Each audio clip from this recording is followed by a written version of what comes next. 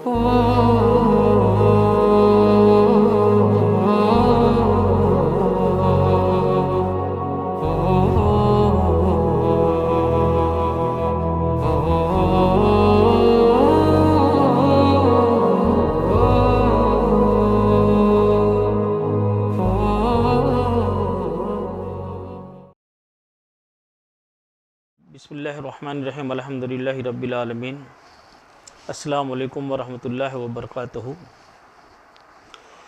जब हम बैठने लग गए तो एक दिन रात को हमने देखा कि हमारे पीर मुर्शिद हज़रत सैयद मखदूम महबूब पिया औलिया अकराम रहमतुल्लाह अलैह तशरीफ़ ले आए और आपने मुझे कहा मेरे साथ चलो।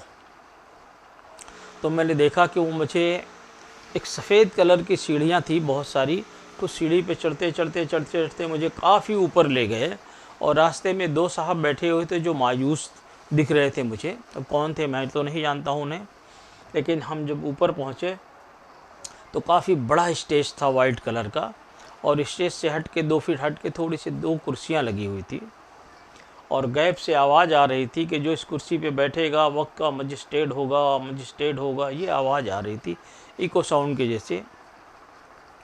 तो पीर साहब ने कहा कि असलम मियाँ इस कुर्सी पे बैठ जाओ। तो मैंने देखा कि आसमान तो बड़ा करीब था, लेकिन ज़मीन जब मैंने देखा तो ज़मीन का तो पता ही नहीं था, बहुत दूर थी वहाँ से, यानी बहुत ऊंचाई पे था वो। तो उस वक्त इतनी समझ नहीं थी, तो मैंने कहा पीर साहब मैं इस पे नहीं बैठूँगा। बोले क्यों? मैंने कहा इस पे मैं बैठ जाऊँगा तो लोग दुनिया में मुझे बहुत परेशान करेंगे, अभी मेरी उम्र 40 साल की भी नहीं हुई है। तो बहरहाल आप थोड़ा सा नाराज़गी हुई आपको, फिर बोले आप चलो। उसके बाद हम ज़मीन पे आए तो हम ये देख रहे हैं कि हम 3 स्टार ऑफिसर की 3 स्टार जो होता है उस वो वर्दी पहने हुए हैं और साइड में रिवॉल्वर लगा हुआ है 3 स्टार।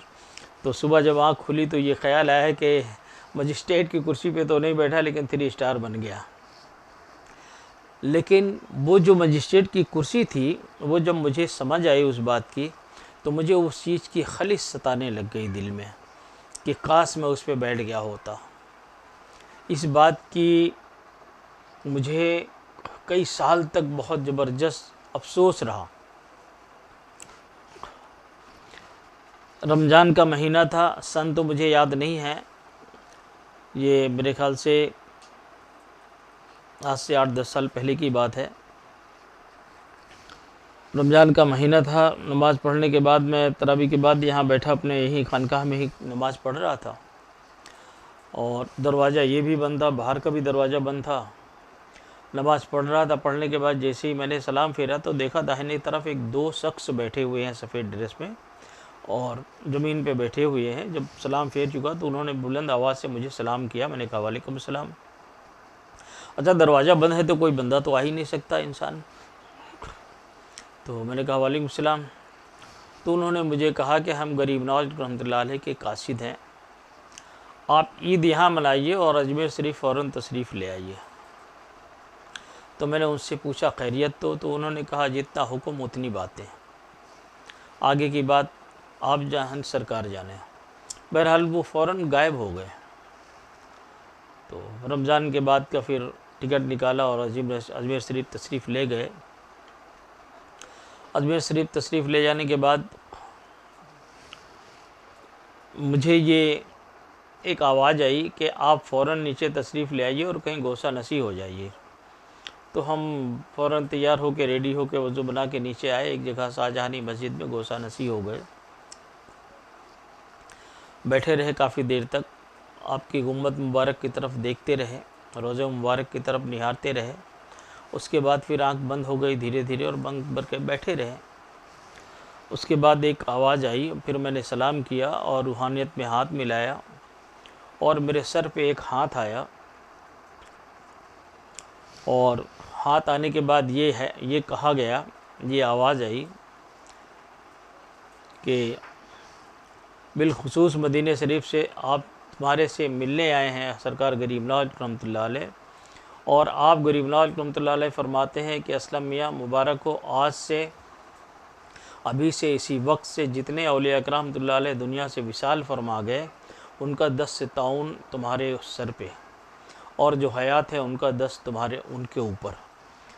और ये बात कही आपने, और फिर उसके बाद फिर आपने काफ़ी दुआएं दी और आप तशरीफ़ ले गए। रात को फिर हम जब अपने कमरे में आँख मूंद कर लेटे थे तो बहुत सारे लोग हमारे सामने से गुजरे कि असलम साहब मुबारक हो, मुबारक हो, मुबारक हो, असलम मियाँ मुबारक हो। उसमें 2 लेडीज़ हमने देखा है जिनके चेहरे पे बड़ी चमक और बड़ी रौनक और बड़ी रोशनी थी। वो भी थी, उन्होंने भी कहा असलम साहब मुबारक हो। मुबारकबाद देते हुए लोग जाते रहे। बहरहाल मुझे ये बड़ी खुशी का मामला हुआ, और मैंने एक मरतबा अजमेर शरीफ तशरीफ़ ले गया था तो मैंने कहा था हुज़ूर गरीब नवाज़ रहमतुल्लाह अलैह आप मुझे अपना मोइन बना लें। तो जब हम अजमेर शरीफ से बाहर निकले तो हमारे सर पे कुछ फूल था। तो जो खादिम साहब थे एक साथ में, उन्होंने देखा, बोले हज़रत आपने क्या कहा था, दिल में कुछ कहा था? मैंने कहा हाँ, क्यों? बोले आपने जो भी कहा था वो दुआ कबूल हो गई, क्योंकि दरबार का बंद करने का वक्त था, अंदर कोई आदमी तो था नहीं, और जो फूल हम लोग ले गए थे हमने मज़ार शरीफ पे पेश कर दिया, लेकिन ये फूल आया है आपके सर पे, तो मतलब आपकी दुआ का मामला जो है बन गई बात। मैंने कहा चलिए ठीक है, खैर अल्लाह की मर्ज़ी। और ऐसा कि न वक्त के हम जब नमाज़ पढ़ रहे थे वहाँ मसाजहानी मस्जिद में, तो हमने हमारे जो तौलिया रखा था नमाज़ पढ़ते वक्त उसको उठाया तो वहाँ पे एक बड़ी बेहतरीन नायाब कलम उसके नीचे मिली हमें। तो मैंने कहा जब तौलिया रखा था तब तो कुछ नहीं था। तो फिर एक आवाज़ आई कि ये कलम आपको गैब से दी गई है, आप जो लिखोगे वो होगा, इसे संभाल के रखना। ये वहाँ से अता हुआ। फिर रूहानियत में मुझे हज़रत ख्वाजा फ़खरुद्दीन रहमतुल्लाह अलैह ने बैत भी किया। बैत करने के बाद आपने फरमाया कि मैं तेरा पीर हूँ और गरीब नवाज़ रहमतुल्लाह अलैह तेरे दादा हैं। ये भी बड़ी मुझे खुशी की बात हुई। और आपने मुझे एक कासिद अदा किया है जिसका नाम जिनों में है, अब उसका नाम नहीं लूँगा, मुझे मालूम है कि ये आपके साथ खिदमत में रहेंगे और बड़े तेज तर्रार हैं वो, आगे कोई मौके पे बता दूंगा इंशाअल्लाह।